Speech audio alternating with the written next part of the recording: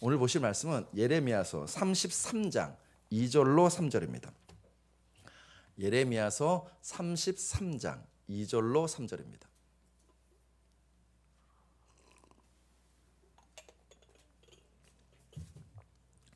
예레미야 33장 2절로 3절입니다. 여러분 오늘 좀 수고스럽더라도 성경을 여기저기 좀 많이 펴볼 거니까요. 같이 펴주셨으면 좋겠고, 또 하나 이렇게 왔다 갔다 할 거예요. 왔다 갔다 하다 보면 정신줄을 한번 탁 놓으면, 또는 잠깐 졸면은 맥락을 놓칠 수 있으니까는 정신을 바짝 차리시고서는 같이 말씀에 따라와 주셨으면 좋겠습니다. 조시는 분, 여러분 앞에 서시면요, 여러분 뭐 하는 다 보이거든요. 한번 써보세요. 다 보이기 때문에 조시는 분은 제가 주일날 오후에 다시 설교 말씀을 또 한 번 보내드리겠습니다. 또 한 번 보내줄 걸 기대하고서 조시면 안 돼요. 조시면 안 되니까는. 자, 예레미야 33장 2절로 3절. 여러분이 너무너무 잘 아시는, 교회를 좀 다니시면은 굉장히 많이 들어봤던 말씀입니다. 자, 이 말씀 같이 읽겠습니다. 시작. 이를 행하시는 여호와, 그것을 만들며 성취하시는 여호와, 그의 이름을 여호와라 하는 이가 이와 같이 이르시되, 너는 내게 부르짖으라. 내가 내게 응답하겠고 내가 알지 못하는 크고 은밀한 일을 내게 보이리라. 아멘. 한 번만 더 읽겠습니다. 시작. 이를 행하시는 여호와, 그것을 만들며 성취하시는 여호와, 그의 이름을 여호와라 하는 이가 이와 같이 이르시되, 너는 내게 부르짖으라. 내가 내게 응답하겠고 내가 알지 못하는 크고 은밀한 일을 내게 보이리라. 아멘. 아멘. 자, 이 말씀에 근거하여서 나의 기도 제목은 이라는 말씀을 함께 나누도록 하시겠습니다. 한번 따라 하실까요? 나의 기도 제목은. 제가 사실 지난주에 여러분에게 이렇게 전체 카톡을 한번 딱 보내려고 했었습니다. 여러분의 기도 제목이 뭔지 궁금해서 여러분의 기도 제목에 있으면 정말 좋겠는데, 없는 기도 제목을 오늘 좀 나눠보려고 합니다. 저는 개척을 준비해서 개척을 한 게 아닌 케이스입니다. 저 같은 경우는 이전 교회 있을 때, 그때도 이제 담임 목사님 한번 저한테 물으셨어요. 너 개척한다고 소문이 나던데 진짜야? 이렇게 물으셨습니다. 그래서 제가 아니라고.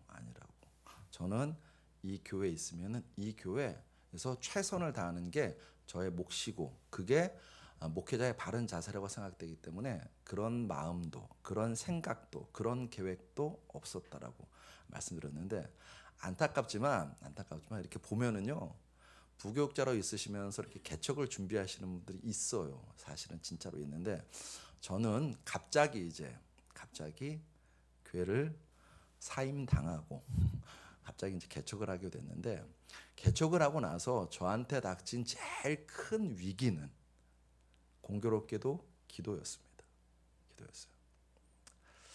개척을 하고 난 다음에 목회자가 무슨 기도할까요?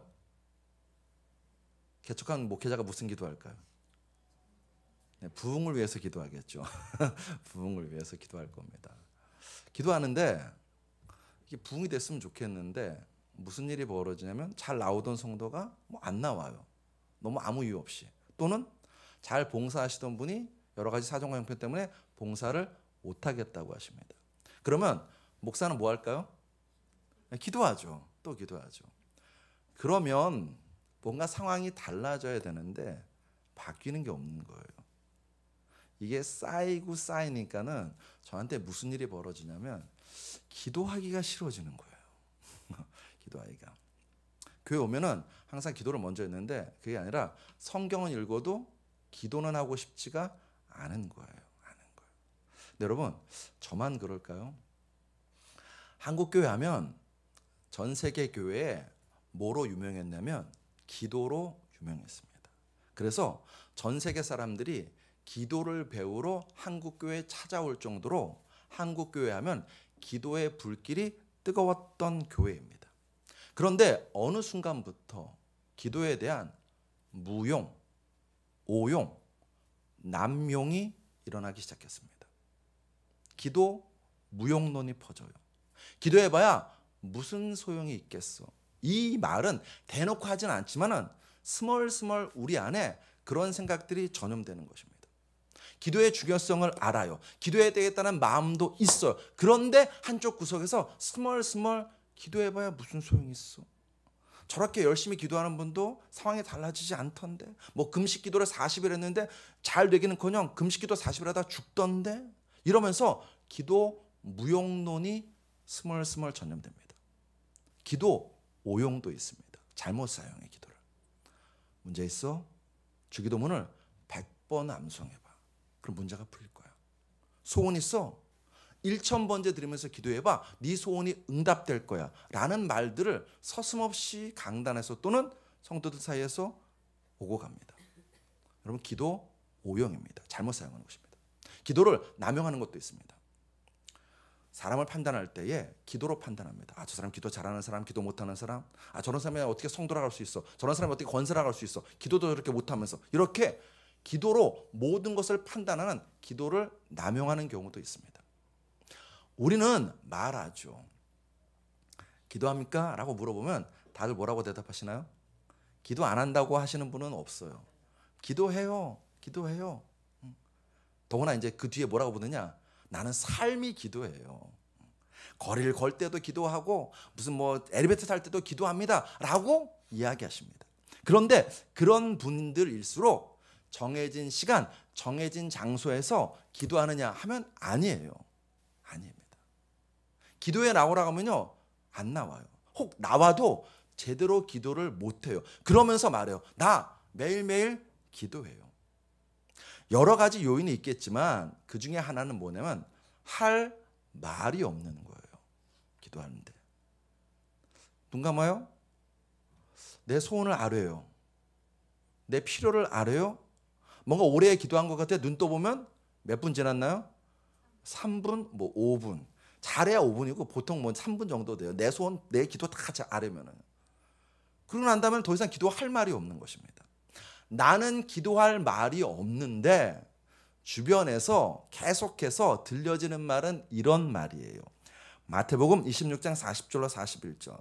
제자들에게 오사 그 자는 것을 보시고 베드로에게 말씀하시되 너희가 나와 함께 1시간도, 몇 시간이요?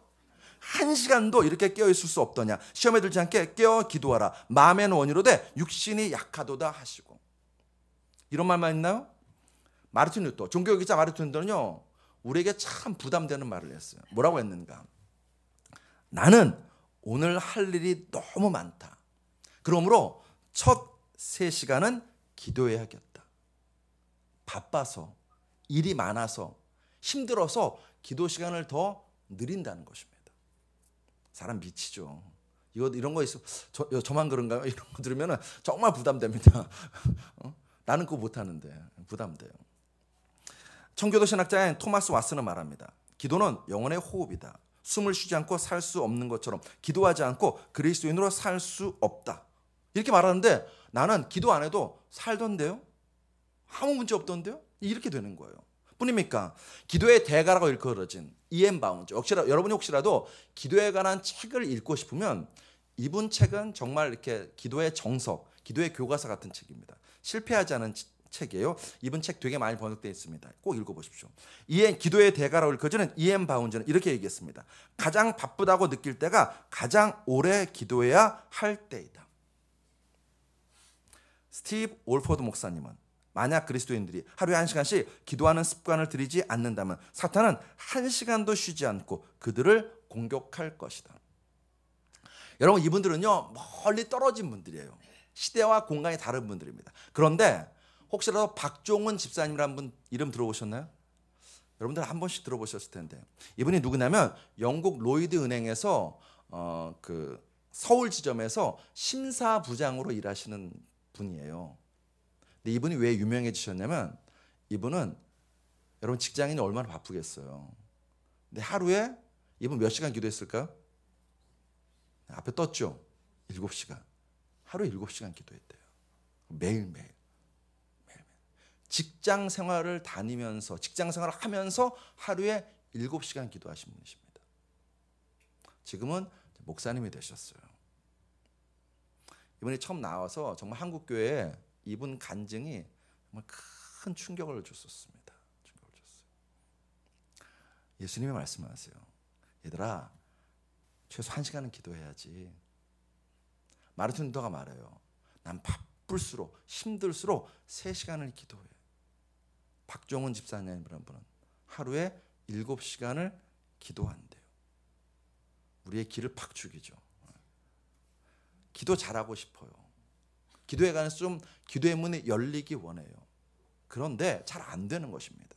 그러다 보니까는요, 제자들의 그 간청이 여러분과 저의 간청이 됩니다. 제자들은 예수님께 이렇게 간청했습니다. 누가복음 11장 1절에 주여 요한이 자기 제자들에게 기도를 가르친 것과 같이 우리에게도 기도를 가르쳐 주옵소서. 기도를 배우고 싶어 합니다. 기도에 문이 열리기 원합니다. 여러분, 어떻게 기도해야 될까요? 자, 성경을 찾겠습니다. 어딜 찾을 거냐면 사무엘하 7장 18절을 찾을 것입니다. 사무엘하 7장 18절입니다. 제가 오늘 성경은 구약 474페이지입니다. 사무엘하 7장 18절로 27절을 이제 우리가 먼저 한번 읽어보겠습니다. 구약 성경 474페이지, 제 성경으로는 사무엘하 7장 18절.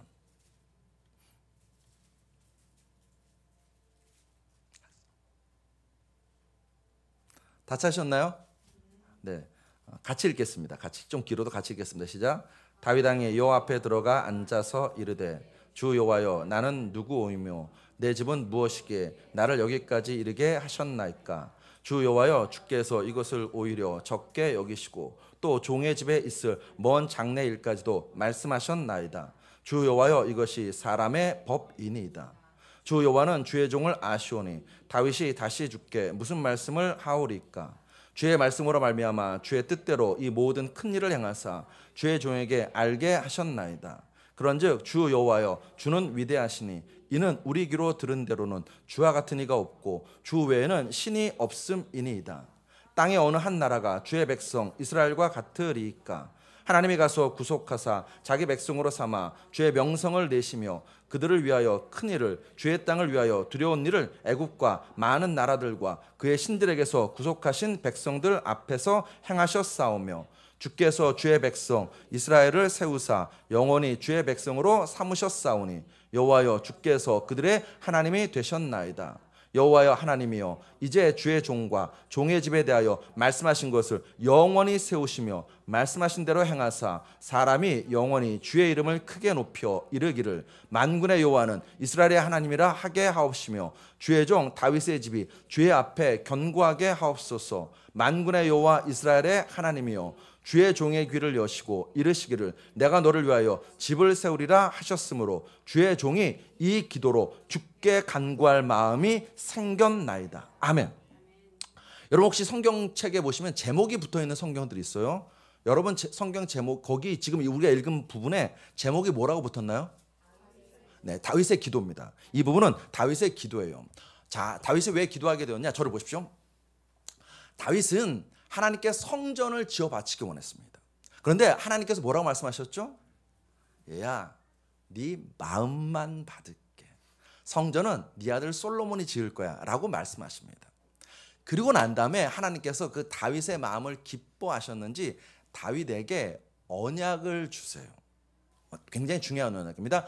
자, 같이 읽어보겠습니다. 바로 위에 사무엘하 7장 12절부터 14절입니다. 사무엘하 7장 12절부터 14절. 이것을 보통 다윗 언약이라고 불러요. 다윗 언약. 같이 읽습니다. 시작. 내 수완이 차서 내 조상들과 함께 누울 때에 내가 내 몸에서 날 내 씨를 내 뒤에 세워 그의 나라를 견고하게 하리라. 그는 내 이름을 위하여 집을 건축할 것이요 나는 그의 나라 왕위를 영원히 견고하게 하리라. 나는 그에게 아버지가 되고 그는 내게 아들이 되리니 그가 만일 죄를 범하면 내가 사람의 매와 인생의 채찍으로 징계하려니와. 아멘. 똑같은 말 읽겠습니다. 여러분 보통 다윗 언약이라고 하는데 우리가 지금 읽은 것처럼 무슨 언약이에요? 네 후손이 왕위에 오를 것이고 그 왕위가 영원할 거야. 이런 언약입니다. 이것은 이제 두 가지 의미가 있어요. 직접적으로는 솔로몬 그리고 다윗의 혈통에서 계속해서 왕위를 잇는 자가 나올 것이다. 이런 의미가 있고 두 번째는 여러분 성경을 읽을 때 항상 이렇게 이중적 의미로 좀 읽을 필요가 있는데, 두 번째는 다윗의 후손에 누가 나오시나요? 예수 그리스도. 장차 진짜 왕 중 왕이신 예수 그리스도가 오실 것이다 라는 약속의 말씀입니다. 언약. 그래서 이걸 다윗 언약이라고 해요. 하나님께서 다윗에게 이 언약을 주셨습니다. 이 언약을 받고, 언약의 말씀을 받았어요. 받고 다윗이 지금 기도를 하는 거예요. 기도를 하는데, 여기서 여러분과 제가 이제 좀 집중하고 싶은 구절이 세 구절인데, 먼저는 21절을 다시 보십시다. 21절 같이 읽습니다. 시작. 주의 말씀으로 말미암아 주의 뜻대로 이 모든 큰 일을 행하사 주의 종에게 알게 하셨나이다. 아멘. 한 구절 더 읽습니다. 25절입니다. 25절 시작. 여호와 하나님이여 이제 주의 종과 네, 영원히 세우시며 말씀하신 대로 행하사. 아멘. 여러분, 여기서 지금 다윗이 반복하고 집중하고 있는 것이 있습니다. 뭔가요? 뭐죠? 주의 말씀이에요. 말씀. 다윗은 기도하면서 주의 말씀, 주의 말씀, 주의 말씀대로 이것을 강조하고 있습니다.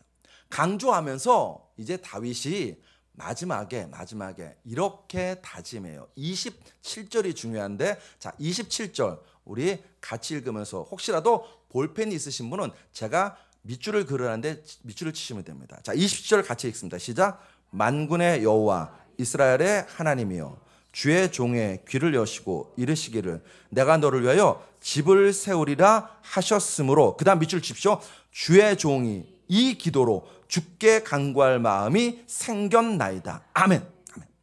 이 구절은요, 다윗의 기도 생활을 엿볼 수 있는 구절입니다.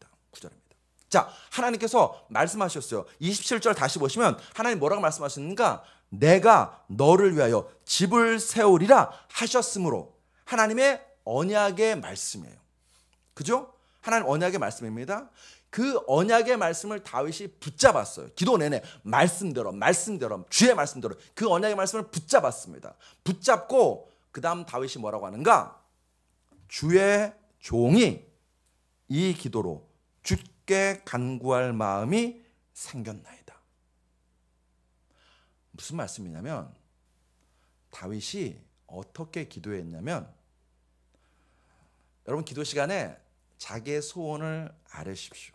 기도 시간에 자기의 문제를 맡기십시오. 기도 시간에 예수님 약속하신 대로 십자가 앞에 내 짐을 다 내려놓으십시오.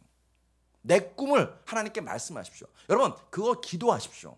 그런 기도 하지 말라는 게 아니에요. 그런 기도 하십시오. 그런데 그런 기도만 하시면 안 된다는 거예요. 오늘 다윗이 여러분과 저에게 보여주는 기도의 모습은 뭐냐면, 하나님께로부터 언약의 말씀을 받았어요. 받고 어떻게 해요? 내가 너를 위하여 집을 세우리라. 이 언약의 말씀을 받았어요. 내게 주시는 말씀으로 받았습니다. 그 다음 다윗이 어떻게 했는가? 이 언약의 말씀을 붙잡고 주의 종이 내가 이 기도로 주께 간구할 마음이 생겼나이다.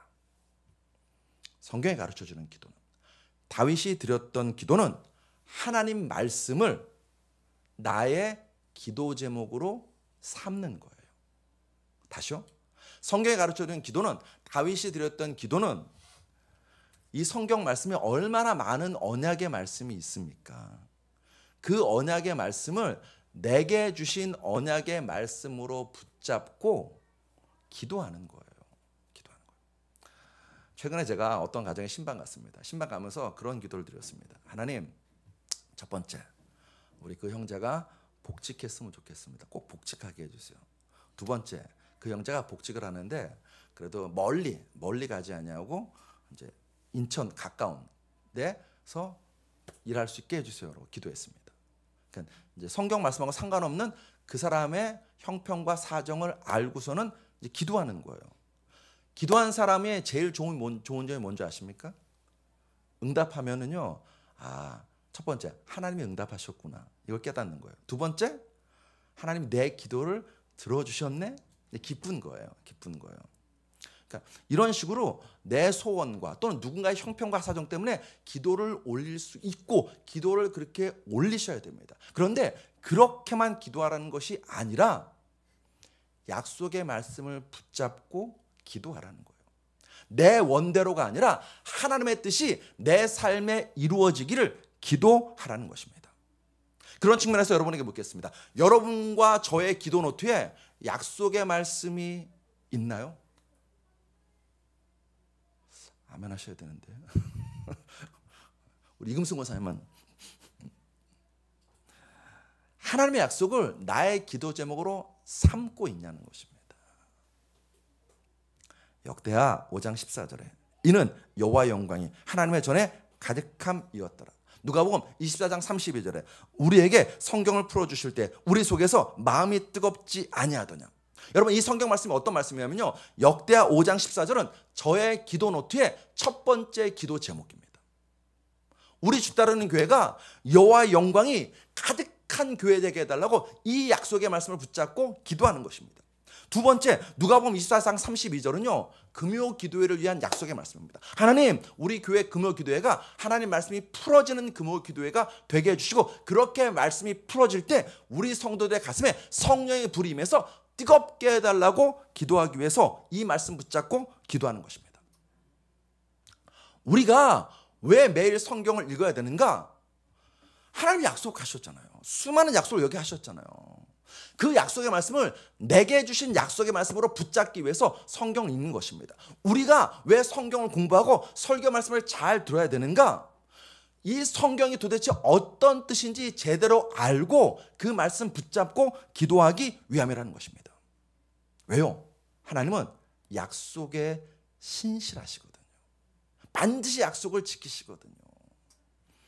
신명기 7장 9절의 말씀 우리 같이 읽습니다. 시작. 그런즉 너는 알라 오직 내 하나님 여호와는 하나님이시요 신실하신 하나님이라. 그를 사랑하고 그의 계명을 지키는 자에게는 천대까지 그의 언약을 이행하시며 인애를 베푸시되. 이사야 55장 11절도 우리 같이 읽습니다. 시작. 내 입에서 나가는 말도 이와 같이 헛되이 내게로 되돌아오지 아니하고 나의 기뻐하는 뜻을 이루며 내가 보낸 일에 형통함이니라. 약속에 신실하세요. 그러니까 우리는요, 이 약속의 말씀을 붙잡고 기도하는 거예요. 기도하는 것입니다. 그런 측면에서 오늘 우리가 읽었던 예레미야 33장은 굉장히 중요한 말씀입니다. 꼭 붙잡고 기도해야 될 약속의 말씀인 동시에 이 말씀의 뜻을 좀 제대로 알고 기도해야 될 필요가 있는 말씀입니다. 예레미야 33장 2절로 3절은요, 교회를 좀 다니면 다들 아시는 굉장히 유명한 말씀입니다. 기도를 공부하고 기도에 대해서 알려고 하는 사람들에게는 반드시 등장하는 말씀입니다. 근데 제가 여러분에게 물어보겠습니다. 여러분, 예레미야 33장 3절에서 말하는 하나님이 보여주고 싶어 하시는 크고 은밀한 일이 뭔가요? 뭔가요? 네, 아멘입니다. 그것도 좋습니다. 좋습니다. 우리는 이 말씀에 내 욕심, 욕망을 투영해요.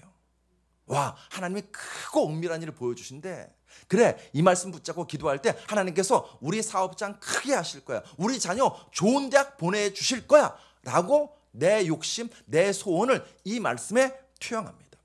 하나님은요, 긍휼의 사랑의 아버지시기에 그렇게 기도하는 우리의 기도도 들으십니다. 그런데 그래도 이왕 기도할 거, 이 말씀의 본 뜻을 좀 제대로 알고 붙잡고 기도해야 될 것입니다. 최소한 하나님이 보여주시는 크고 은밀한 일이 뭐야? 라고 물어보면 우리가 대답할 줄 아는 그런 그리스도인, 그리고 그것을 붙잡고 기도하는 그리스도인 되었으면 좋겠습니다. 이를 위해서 오늘은 성경을 좀 넓은 문맥에서 살펴보려고 합니다. 여러분, 예레미야가 몇 장으로 되어 있나요? 빨리 모르시는 분은 컨닝하셔도 괜찮아요. 몇 장으로 되어 있나요? 예레미야가.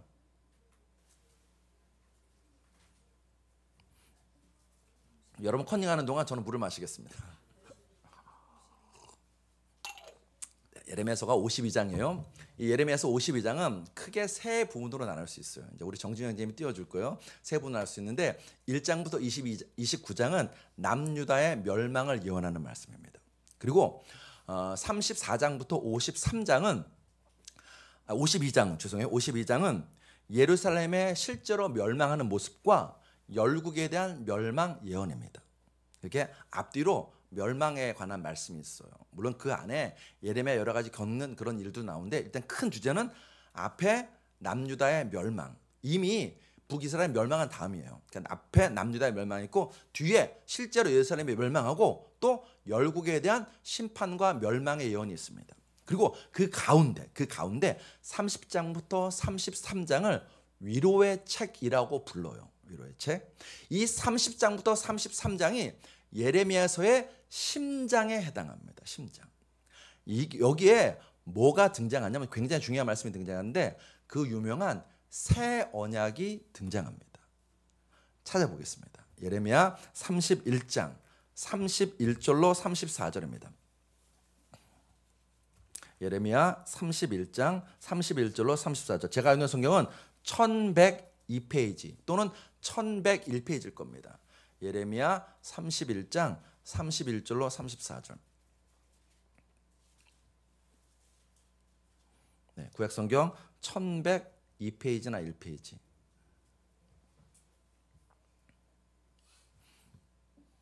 찾으셨나요? 네, 그럼 같이 읽습니다. 시작. 여호와의 말씀이니라. 보라, 날이 이르르니 내가 이스라엘 집과 유다 집과 더불어 새 언약을 맺으리라. 이 언약은 내가 그들의 조상들의 손을 잡고 애굽 땅에서 인도하여 내던 날에 맺은 것과 같지 아니할 것은 내가 그들의 남편이 되었어도 그들이 내 언약을 깨뜨렸음이라.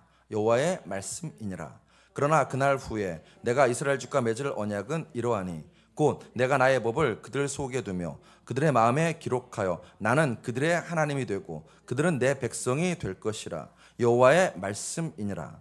그들이 다시는 각기 이웃과 형제를 가르쳐 이르기를 너희는 여호와를 알라 하지 아니하리니 이는 작은 자로부터 큰 자까지 다 나를 알기 때문이라. 내가 그들의 악행을 사하고 다시는 그 죄를 기억하지 아니하리라. 여호와의 말씀이니라. 여기 보시면 새 언약이 등장합니다. 하나님이 새 언약을 맺으시겠대요. 여러분, 새 언약은 영어로 New Testament라고 합니다. 뉴 커버넌트라고. 우리 아들이 저를 써줘봐요. 영어 발음하지 말라고 그랬거든요. 네, 새 언약은 뉴, 이쪽을 보고 얘기해야지. 뉴 커버넌트 또는 뉴 테스트먼트라고 얘기합니다. 여러분, 뉴 테스트먼트 하면 딱 떠오르는 게 뭐가 있죠 또? 뉴 테스트먼트 하면 구약 성경을 뭐라고 그래요? 올드 테스트먼트. 신약 성경을 뉴 테스트먼트. 네, 테스트먼트. 자, 똑같은 그 새 언약입니다. 새 언약. 그러니까 자연스럽게 여기 하나님이 이제 새 언약을 말씀하시면서 자연스럽게 구약은 올드 테스트먼트, 옛 언약이 되었습니다. 그러면 구약은 실패한 언약인가? 아니요. 하나님은 실패하지 않으십니다. 하나님은 아까도 우리가 읽은 것처럼 언약에 신실하십니다. 문제는 언약의 대상자인 이스라엘입니다. 이스라엘이 언약에 실패했습니다. 때만 되면 우상 숭배하고 기회만 있으면 세상 것을 탐하는 그런 우를 범했습니다. 잘못을 범했습니다. 결국 주전 722년에 북이스라엘이 아시리아에 의해서 멸망합니다. 그리고 주전 586년에 남유다가 바벨론에 의해서 멸망합니다. 멸망하는데 자, 이렇게 멸망하면 포기하실 법도 한데 하나님은 포기하지 않으십니다. 이게 은혜입니다. 이게 은혜입니다. 포기하실 법한데 포기하지 않으세요. 예레미야를 통해서 새 언약을 주세요. 옛 언약에 실패한 이스라엘에게 새 언약을 주십니다. 그게 예레미야 31장 31절이에요. 여호와의 말씀이니라. 보라, 날이 이르니 내가 이스라엘 집과 유다 집과 더불어 새 언약을 맺으리라. 자, 여기 보시면 좀 특징적이 있는 게 뭐냐면 굳이 하나님은 이스라엘 집과 유다 집이라고 콕 찍어 말씀하세요. 근데 아까 말씀드렸죠. 이미 북이스라엘은 멸망한 상태입니다. 없어요. 그런데 하나님은요, 굳이 꼭 집어서 이스라엘 집과 유다 집이라고 말씀하십니다. 그 두 집과 언약을 맺으시겠다고. 이거는 장차 새 언약에 의해서 탄생하게 될 새 이스라엘. 넓게 보면 여러분과 저를 말하는 것입니다. 여러분과 저를 향한 언약의 말씀입니다. 자, 이 예레미야 31장 31절로 34절의 새 언약은 아까 말씀드린 것처럼 이중적인 의미가 있어요. 이중적인 의미. 첫 번째, 이 새 언약이 어떤 언약이냐면 바벨론 포로 귀환을 약속하시는 거예요. 이제 남유다가 바벨론에 포로 갑니다. 근데 그 포로에서 돌아올 것을 약속하시는 것입니다. 우리가 그것을 어떻게 알 수 있는가? 예레미야 30장부터 33장 이 가운데는요, 돌아오다라는 단어가 15번 등장합니다. 그리고 29장에도 돌아오다라는 단어가 2번 등장합니다. 하나님은 남유다의 회복을, 예루살렘 성의 재건을 약속하시는 것입니다. 첫 번째 의미입니다. 두 번째, 이 새 언약은 어떤 의미일까요? 여러분 맞출 수 있어요. 맞출 수 있어요? 새 언약은 어떤 의미일까요? 네, 예수 그리스도. 예수 그리스도. 이 새 언약이 가리키는 것은 예수 그리스도입니다. 장차 예수님이 오실 거라는 약속의 말씀이에요. 자, 찾겠습니다. 히브리서 8장 8절로 10절입니다. 신약성경 히브리서 8장 8절로 10절입니다. 자, 오늘 성경은 신약 360페이지입니다. 신약 360페이지. 히브리서 8장 8절로 10절입니다.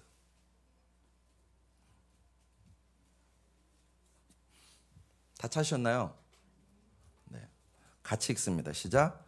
그들의 잘못을 지적하여 말씀하시되 주께서 이르시되 볼지어다 날이 이르리니, 그 다음 잘 보십시오.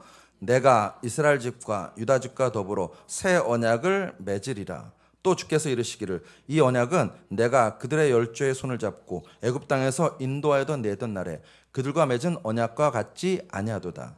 그들은 내 언약 안에 머물러 있지 아니하므로 내가 그들을 돌보지 아니하였노라. 또 주께서 이르시되 그날 후에 내가 이스라엘 집과 맺을 언약은 이것이니 내 법을 그들의 생각에 두고 그들의 마음에 이것을 기록하리라. 나는 그들에게 하나님이 되고 그들은 내게 백성이 되리라. 어디서 많이 본 말씀이죠. 어디서 봤죠?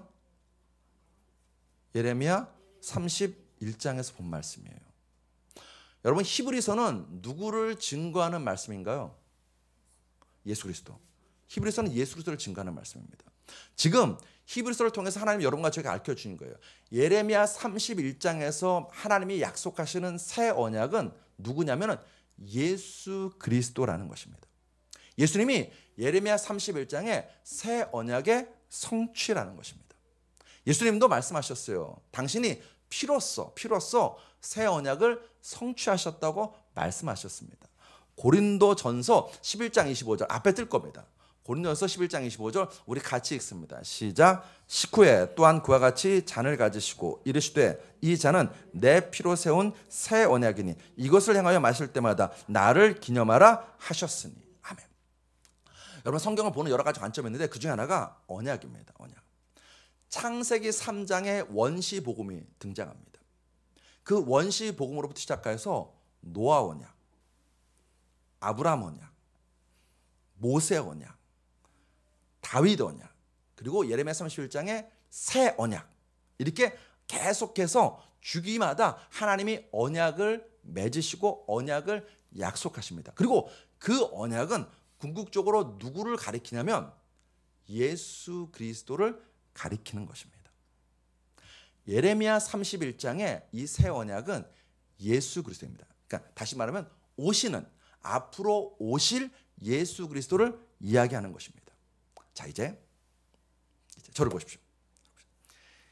예레미야 31장의 이 새 언약을 중심으로 앞 뒤에 뭐가 있냐면 기도가 있어요. 기도하라는 하나님의 명령이 있습니다. 앞뒤로. 먼저 29장 11절로 12절에 여호와의 말씀이니라 너희를 향한 나의 생각을 내가 하나니. 여러분 다 잘 아시는 말씀이요. 평안이 아니요 평안이요 재앙이 아니니라. 너희에게 미래와 희망을 주는 것이니라. 너희는 내게 부르짖으며 내게 와서 기도하면 내가 너희들의 기도를 들을 것이요 라고 말씀하세요. 내가 너희에게 재앙이 아니라 평안을 줄 거야. 내가 너희에게 미래와 희망을 줄 거야. 그러니까 너희들 기도해, 부르짖어 라고 말씀하세요. 그게 앞에 있습니다. 뒤에 또 있습니다. 뒤에 또 있는 게 뭐냐면 우리가 읽었던 예레미야 33장 2절과 3절이에요. 특히 3절에 보시면 너는 내게 부르짖으라. 내가 내게 응답하겠고 내가 알지 못하는 크고 은밀한 일을 내게 보이리라 말씀입니다. 여러분과 저에게 기도하래요. 하나님께서 기도하라고 말씀하십니다. 왜 기도하느냐? 너희에게 크고 은밀한 일을 보여줄게 라고 하시면서 기도하라고 하십니다. 하나님 명하세요. 기도해. 부르짖어. 너희에게 평안을 준다. 미래를 준다. 희망을 준다. 크고 은밀한 일을 보여줄 거니까 너희들 기도해 라고 앞뒤로 말씀하시고, 그 가운데 뭐가 있냐면 예레미야 31장에 새 언약이 자리 잡고 있습니다. 그 말은 하나님이 주시는 평안, 하나님이 주시는 미래, 하나님이 주시는 새 희망, 하나님이 주시는 크고 은밀한 일은 두 가지. 첫 번째, 바벨론에서 포로로 귀환되는 것입니다. 그래서 예루살렘 성이 다시 재건되는 것이 첫 번째 의미입니다. 두 번째는 예수 그리스도입니다. 예수 그리스도. 우리를 향한 하나님의 궁극적인 생각, 즉 계획은 예수 그리스도를 보내심으로 하나님의 자녀된 우리에게 진정한 평화와 온전한 회복을 약속하시는 것입니다. 왕이 통치하는 이스라엘이 아니라 하나님이, 진짜 왕 대신 하나님이 통치하시는 하나님 나라를 우리에게 약속하시는 것입니다. 예레미야 31장의 새 언약은요, 오시는 예수 그리스도, 그리고 그 예수 그리스도를 통해서 시작될 하나님의 나라를 이야기하고 있는 것입니다. 그리고 이를 구하래요. 우리가 부르짖어 기도해야 할 것, 예수 그리스도라는 거예요. 우리 인생에 참된 미래, 참된 평안, 참된 소망이 되시는 예수 그리스도를 부르짖어 간구하라는 것입니다. 우리에게 하나님이 정말로 보여주고 싶은 크고 은밀한 일이 뭐냐고요? 우리의 삶 가운데 찾아오시는 예수 그리스도가 계시니 그 예수 그리스도를 부르짖어서 간구하고 소망하고 찾으라는 것입니다. 기도해, 복을 따블러 줄게. 기도해, 네 문제 다 응답해 줄게. 그런 의미로만 예레미야 33장을 읽어서는 안 된다는 것입니다. 우리가 진정으로 소망하고 부르짖고 간구해야 되는 기도 제목이 뭐냐면 오시는 예수 그리스도라는 거예요. 오시는 예수 그리스도. 여러분 기도하실 때 예수님이 내게 오시기를 소망하시나요? 부르짖으시나요? 구하셔야 됩니다. 주님 내게 오십시오. 어떤 분은 그렇게 말할까요? 목사님 2000년 전에 예수님 오셨잖아요. 맞아요. 오셨습니다.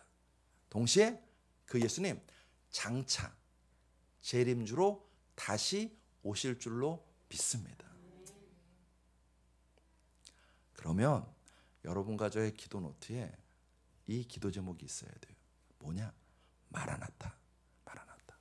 아멘 주 예수여 오시옵소서. 이 기도가 우리의 기도 제목이 되셔야 됩니다. 사랑하는 성도 여러분, 여러분과 제가 기도할 때 예수님을 소망하시나요? 그분이 나에게 진정한 평안이고 소망이고 미래인 그런 분이시라고 믿고 예수 그리스도의 오심을 소망하시나요? 그분이 하나님이 보여주고 싶은 크고 은밀한 일임을 믿고 예수 그리스도가 내 삶 가운데 충만하기를, 예수님 한 분으로 충만합니다, 예수님 한 분으로 충분합니다, 그런 믿음으로 여러분과 제가 예수를 간구하고 소망하시나요? 주택교회 성도들은요, 그들의 기도 제목은 마라나타였습니다. 고린도전서 16장 22절. 만일 누구든지 주를 사랑하지 아니하면 저주를 받을지어다. 우리 주여 오시옵소서. 요한계시록 21장 20절. 이것들을 증언하시니가 이르시되 내가 진실로 속히 오리라 하시거늘 아멘 주 예수여 오시옵소서. 저를 한번 따라 하시겠습니다. 아멘. 주 예수여 오시옵소서. 한동안 종말론의 광풍이, 잘못된 종말론의 광풍이 한국교회를, 대한민국을 떠도 휩쓸었습니다. 사실 지금도 이상한 종말론이 스멀스멀 한국교회를 조금씩 잠식하고 있습니다. 우리가 분명 조심하고 경계해야 됩니다. 그렇다고 해서 우리가 잘못된 종말론 때문에 종말 신앙까지 이르셔서는 안 됩니다. 아멘. 주 예수여 오시옵소서. 이것이 나의 기도 제목이 되셔야 됩니다. 우리의 첫 번째 기도 제목은 예수님 찾아와 주십시오. 예수님 나를 만나 주십시오. 예수님 나 다른 거 필요하지 않습니다. 예수님이 내게 전부이십니다. 예수님 한 분으로 충만한 신앙, 예수님 한 분으로 충분한 신앙 되게 해달라고 기도하셔야 된다는 것입니다. 남유다의 멸망을 앞두고 하나님은 그 남유다 백성들에게 하나님의 새 희망, 새 언약, 장차 오시는 예수 그리스도라고 가르쳐 주셨습니다. 나라가 지금 멸망의 위기 가운데 있는데 하나님은 그 남유다 멸망 앞에서 그 남유다 백성들에게 너희들에게 소망은 예수 그리스도야. 너희들의 미래는 예수 그리스도야. 너희들에게 보여주고 싶은 크고 은밀한 일은 예수 그리스도라고 말씀하고 있습니다. 지금 별반 그때랑 다르지 않습니다. 안타깝지만 세상도 교회도 이념과 진영으로 나뉘어져서 점점 극단적으로 서로 분리되고 있는 것 같습니다. 그리고 처처에 지진과 기근과 전쟁의 소문이 끊이지 않습니다. 아마 저랑 똑같은 마음이실 거예요. 저는요, 무슨 이렇게 우크라이나에 무슨 전쟁이 일어나거나 지금 중동 예루살렘 땅에 이제 이스라엘하고 갑자기 생각이 안 나요. 네? 팔레스타인하고 그 전쟁하는 거 보면요, 남일 같지 않아요. 우리는 안전할까요? 우리나라 괜찮을까요? 우리나라만큼 위험한 나라가 없죠. 사방이 적이잖아요. 열강이 여기에 다 서로 대립하고 있습니다. 언제든 전쟁이 터질 수 있는 나라가 우리나라입니다. 우리에게 소망은 경제에 있지 않습니다. 우리의 미래는 AI에 있지 않습니다. 하나님 말씀하십니다. 너희에게 참된 미래, 참된 소망, 참된 평안은 예수 그리스도라고. 내가 너희에게 보여주고 싶은 크고 은밀한 일은 우리를 찾아오시는 예수 그리스도라고. 사랑하는 성도 여러분, 여러분과 저의 기도 노트 첫 번째 제목이 예수 그리스도이길 소원합니다. 여러분과 제가 기도를 마칠 때 그냥 마치지 말고 아멘 주 예수여 오시옵소서라고 마라나타 기도하시는 여러분과 저 되시길 주의 이름으로 축복합니다. 기도하시겠습니다.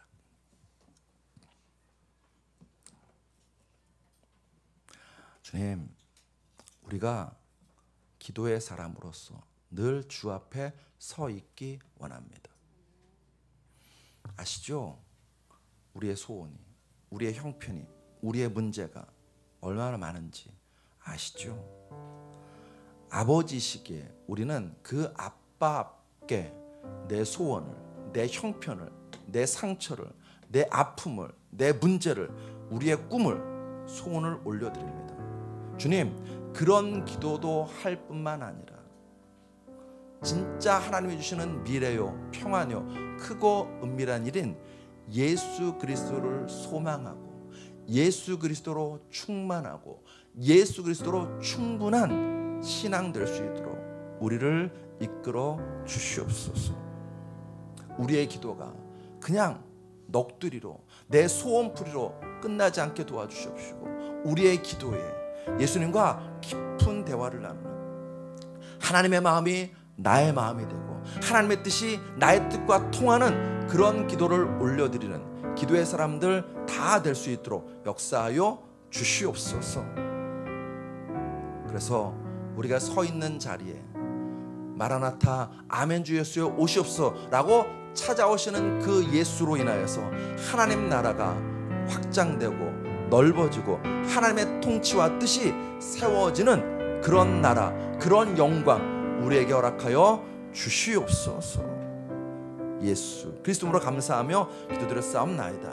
아멘. 우리 기도하기 원합니다. 하나님, 내가